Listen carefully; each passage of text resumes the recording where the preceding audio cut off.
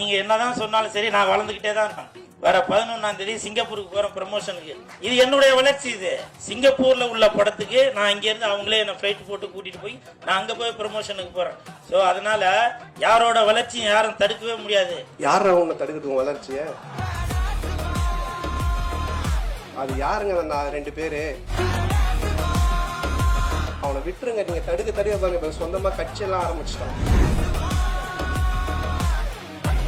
அவனை ஃப்ரீயா விட்டாலே அப்படியே இருப்பான். நீங்க தடுக்க தான் நான் ஒண்ணு பண்ணிட்டு இருவான்.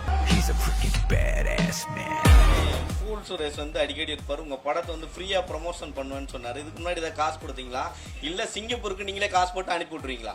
இல்ல இப்ப அவனை பத்தி பேச சொல்லி அவன் தானே உங்களுக்கு சொன்னான். சம்பந்தமே இல்லாம திடீர்னு சந்தானம் சார், இன்னைக்கு அவங்க ஒரு 3 வருஷத்துக்கு முன்னாடி உங்களுக்கு அனுஷ்கா மேலே தான் ஒரு ஆசை. அவங்களோட